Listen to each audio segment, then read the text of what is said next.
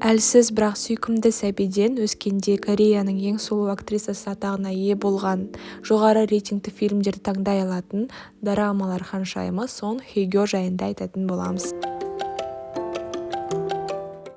Бастамас бұрын каналға тіркелмеген болсаңыздар, тіркеліп қойыңыздар және алдағы уақытта қандай тақырыпта видео болғандарын қаласаңыздар, соны комментарийға жазып өтсеңіздер. Менің ең сүйікті кореялық актрисам Сон Хе Кё 1981 жылы 22 қарашада оңтүстік Кореяның Дэгу қаласында дүниеге келген. Видеоның басында айтып өткенімдей, Сон Хе Кё өте әлсіз болып туылған, тіпті дәрігерлер оны аман қалмайды деп айтқан. Сол себепті ата-аналары оны официалды түрде тіркемеген. Тек бірнеше айдан кейін денсаулығы жақсарып қалпына келгеннен кейін ғана оны 1982 жылы 26 ақпан күні официалды түрде туылған күнін тіркеген болатын. Сол себепті қазіргі таңда Сон Хе Кёның 2 туылған күні бар. Ата-анасы ерте ажырасып, Сон Хе Кёны кішкентайынан анасы тәрбиелеген. Қыздарға арналған орта мектепте оқып жүріп, мәнерлеп сырғанаумен айналысқанды өте жақсы көрген. Және кішкентайынан фортепианода ойнауға қатысқан, ал анасы болса оның шығармашылыққа қызығуына қолдау көрсетіп жүрген. Бірақ оның шығармашылыққа алғашқы қадамы 14 жасынан басталды. Яғни Хе Кё оқушыларға арналған киімдер дүкенінің моделі болды. Оның шығармашылықтағы алғашқы дебюті 1996 жылы шыққан «Первая любовь» деген кешкі уақытта шығатын ситком болды. Сол уақыттан бастап көптеген жерлерден ұсыныстар түсіп, екінші, яғни второстепенный рөлдерге түсе бастайды.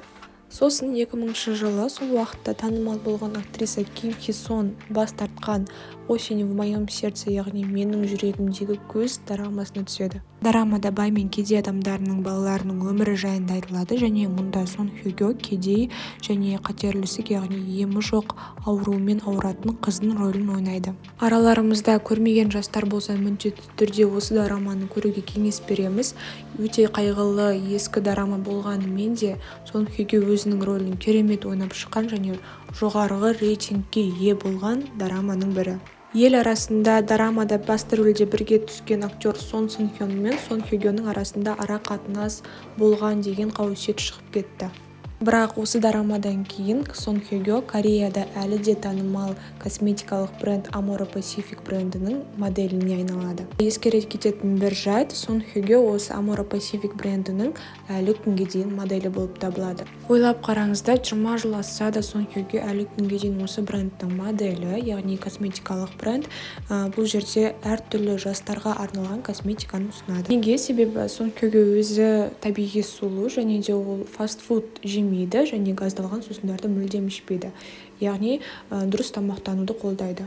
Және көптеген режиссерлер өз сөзінде Сон Хе Кёны қай ракурспен алсаң да, жақын алсаң да әдемі көрінеді деп айтады. «Осень в моем сердце» дорамасынан кейін Сон Хе Кё осы дорамаға ұқсас «Ательер» дорамасына түседі. Бұл дорама шыққаннан кейін елде осы ательер мамандығы қатты танылып кетеді. «Осень в моем сердце» дорамасынан бас тартқан актриса Ким Хи Сон 2001 жылы шыққан «Ангел-хранитель» дорамасынан да бас тартады. Оның орнына тағы да Сон Хе Кё басты рөлде ойнап, тағы да жоғары рейтингке ие болады. Қызық бір жайт, 2003 жылы шыққан «Ва-банк» дорамасына актриса Ким Хи Сон тағы да басты рөлден бас тартады. Оның орнына Сон Хе Кё қайтадан басты рөлге ұсынылады. Негізі көптеген адамдар Сон Хе Кёны осы дорамадан кейін тани бастаған және бұл «Ва-банк» дорамасын түсіруге көп инвестиция жасалған, яғни Лас-Вегасте шетелде түсірген сюжеттері де өте көп. Бірақ бұл дорама артынан өзінің ақысын ақтап шықты. Көпшілігіміздің сүйікті дорамаларымыздың біріне арналған «Ва-банк» дорамасы шыққаннан кейін тіпті Европаға дейін танымал болып кетті. «Ва-банк» дорамасынан кейін Ли Бён Хённың Японияда жанкүйерлері көбейді, ал Сон Хе Кё Қытай еліне танымал бола бастады. Бұл дорамадан кейін актер Чи Сон мен актриса Пак Сол Ми ашық түрде жүре бастағаннан кейін ел арасында Ли Бён Хён мен осы Сон Хе Кёның арасында да ара қатынас бар деген қауесеттер тарап кетті. Біраз уақыт өткеннен кейін желіде екеуінің бірге қол ұстасып түскен суреттері тарап кеткеннен кейін олар ашық түрде жүре бастағанын айтқан. Және Сон Хе Кё Ли Бён Хённың ата-анасымен танысқан дегенде қауесет бар. Сол себепті халық 21 жастағы Сон Хе Кё мен 33 жастағы Ли Бён Хённың тойын асыға күтті. Бірақ оған қарамастан Сон Хё жұмысқа кіріп кетеді де 2004 жылы шыққан «Место под солнцем» дорамасына түседі. Бұл дорама «Лестница в небеса» дорамасының жалғасы ретінде болу керек еді, халық оны көп күткен, бірақ сюжеті түсініксіз аяқталып және Сон Хёның ойнауы оншалықты болмағандықтан дорама төменгі рейтингке ие болды. «Место под солнцем» Сон Хёның ең алғашқы төменгі рейтингті дорамасы болды. Сол сәтсіз рөлінен кейін Сон Хё көп жұмыс істейді, жарнамаларға, фильмдерге түсе бастайды. Сон Хё тұрмыс құруға асықпайды дегендіктен Ли Бён Хён екеуінің арақатынасы тоқтайды. Бір ескере кететін жайт, Ли Бён Хёның әйелі «Цветочки после ягодок» фильмінде ойнаған Фан Джи Гён, яғни актриса Ли Мин Жон. Осы жағдайдан кейін Сон Хё өзін қайта қолға алып, 2009 жылы шыққан «Полный дом», яғни «Ыстық ұя» дорамасына түседі. Сол жылдары танымал болып жүрген Рейн және Сон Хё екеуі өз рөлдерін керемет ойнап шыққан. «Полный дом» дорамасы өте жоғары рейтингке ие болып, мега танымал болып кетті және де осыдан кейін халық Сон Хёның осындай көңілді рөлдерде ойнағанын көп көргісі келді. Расымен де бұл дорама көңілді романтикалық дорама болғандықтан маған да өте қатты ұнайды, ең сүйікті дорамаларымның бірі. Және осы «Полный дом», яғни «Ыстық ұя» дорамасы алдыңғы Сон Хёның сәтсіз аяқталған рөлін толықтай жапты десек те болады. Ел арасында осы Сон Хё мен Рейн екеуі арақатынаста деген сөздер, қауесеттер тарап кетті. Бірақ олар барлығын жоққа шығарып, екеуміз жай ғана жақсы доспыз деп айтты. Кейіннен Сон Хёның анасына бетін арнайы қышқылмен себемін деп ақша талап еткен қылмыскердің хаттары келе бастады. Сон Хё дереу полицияға шағымданып, ол бұрын 3 жыл істеген оның алғашқы менеджері болып шықты. Ол қылмыскер Сон Хёның отбасына тіптен жақын болып кеткен адам екен. Сол жағдайдан кейін Сон Хё өзінің ескі компаниясынан жаңа агентствоға ауысады. Жаңа агентствода алғаш рет 2005 жылы «Моя девушка и я» деген фильмге түседі. Сон Хё актриса Ким Хи Сон бас тартқан тағы бір фильмге түседі. Ол шетелдік «Фетиш» деген фильм болатын. Актриса Ким Хи Сон бас тартқан фильмдердің барлығы, Сон Хё түскен фильмдер жоғары рейтингке ие болғанымен, бұл фильм өкінішке орай төмен рейтингке ие болып қалады. Сәтсіз фильмнен кейін 2008 жылы Сон Хё романтикалық жанрдағы «Мир, в котором они живут» деген дорамаға түседі. Бұл сериалда Сон Хё сол жерде танымал актер Хён Бинмен бірге ойнайды. Бір жылдан кейін екеуі жүріп жатыр деген арақатынастарын растайды. 2011 жылы Хён Бин армияға кетіп бара жатқан кезде екеуінің арақатынастары ажырайды. Бірақ қазіргі таңда Хён Бин актриса Сон Е Джинмен бірге кездесіп жүр. 2011 жылы Сон Хё «Сегодня» деген фильмге түседі, ал 2012 жылы өзінің агентствосын тағы да ауыстырады. Кейіннен 2013 жылы Қытай фильмі «Великий мастер» фильміне түседі. Ол жерде Брюс Лидің өмірбаяны айтылады. Сол жылы, яғни 2013 жылы Сон Хё Кореядағы танымал актерлардың бірі Чо Ин Сонмен бірге «Этой зимой дует ветер» деген дорамаға түседі. Бұл дорамада Сон Хё көзі көрмейтін байдың қызын рөлін ойнайды. Дорама үлкен жетістіктерге жетіп, Сон Хё артынан үлкен наградаларға да ие болады. Бұл сериалдың режиссері өз сөзінде дорамадағы барлық жетістіктер осы Сон Хёге байланысты, себебі ол өзінің керемет ойнау шеберлігін көрсетті деген болатын. Шынымен де дорама өте қызықты, әсерлі, көрмеген болсаңыздар міндетті түрде көріп шығыңыздар. Бұл дорамадан кейін де халық арасында екеуі бірге жүріп жатыр деген сөз тарап кеткен болатын, бірақ кейін Сон Хё бұның барлығын жоққа шығарды. Кейін 2014 жылы Сон Хё «Моя блестящая жизнь» деген фильмге түсті. Бұл фильмде өте қайғылы және әсерлі, яғни мұнда Сон Хё прогерея дейтін аурумен ауыратын баланың анасы болып ойнайды.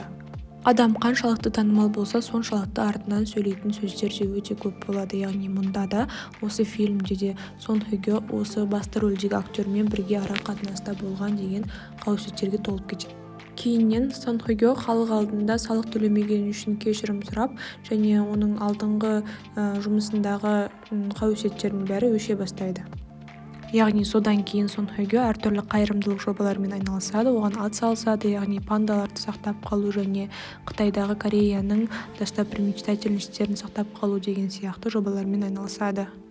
Осы жағдайлардан кейін 2016 жылы Сон Хё ең танымал әлі күнге дейін жоғары рейтингтегі «Потомки солнца», яғни күн ұрпақтары деген дорама. Потомки солнца дорамасы Сон Хёгённың осы дорамалар ханшайымы деген атаққа ие екендігін нақты дәлелдеп нүктесін қойды. Бұл романтикалық экшн драмада Сон Хёгё дәрігер рөлін, ал Сон Жун Ки военный рөлінде ойнайды. Бұл дораманы елдегі ең танымал режиссерлердің бірі түсірді және әскерден енді келген танымал актер Сон Жун Ки және де романтикалық драмаларды керемет ойнайтын Сон Хёгё түскен бұл дораманы үлкен жетістікке жеткізді. Және де Сон Хёгё мен Сон Жун Ки Қытай елінде қатты танылып кетті. Тіпті Таиландтың премьер-министрі осы дораманы көруге барлығына кеңес берген. Екі сон бірге түскен, яғни Сон Жун Ки мен Сон Хёгё ойнаған дораманың арты жақсылыққа ұласты, яғни 2017 жылы олар халық алдында екеуі жүріп жатқанын растады және жақында үйленетіндігін де айтқан болатын. 2017 жылы екеуі бір-біріне қатты жарасатын жұп отау құрды, яғни үйленді және олардың үйлену тойы жылдың ең үздік үйлену тойы атағына ие. Негізі Сон Жун Ки ешқашан мен шығармашылықпен айналысатын адамға үйленбеймін деген болатын, бірақ осы Сон Хёгёның қарапайымдылығына және тәрбиелігіне ғашық болып қалғандықтан екеуі отау құрған, бірақ 2019 жылы екеуі бір-бірін түсініспеушіліктен деп айырылысып ажырасты. Екі жұптың айырылысу себебі 2018-2019 жылы шыққан Бойфренд фильміндегі Сон Хёгё мен Пак Бо Гумның арақатынаста болған деген қауесеттерден шығып кетті. Бірақ Сон Хёгё артынан Пак Бо Гум екеуі жай ғана жақсы таныс және жақсы актерлар екендігін айтып түсіндірді. Әр фильм сайын еретін қауесеттерден кейін және өмірінде орын алған ажырасудан кейін ол жұмысында үлкен тайм-аут алады. 2021 жылы дорамалар ханшайымы Сон Хёгё қайтадан өзінің шығармашылығына оралды, яғни осы биыл 2021 жылы шыққан «А теперь мы расстаемся» деген дорамада басты рөлде ойнап жатыр. Бұл дорама негізі алдыңғы Бойфренд фильміне ұқсап кетеді. Осы жылдан бастап Сон Хёгё үлкен энергиямен келді деп ойлаймын және алдағы уақытта бізді өзінің шығармашылығымен әлі де бізді қуантады деген сенімдемін. Қазіргі таңда жасы 40-та болса да өте жас көрінеді, бірақ алдағы уақытта өз бақытын тауып, ана болғанын өте қатты қалаймын.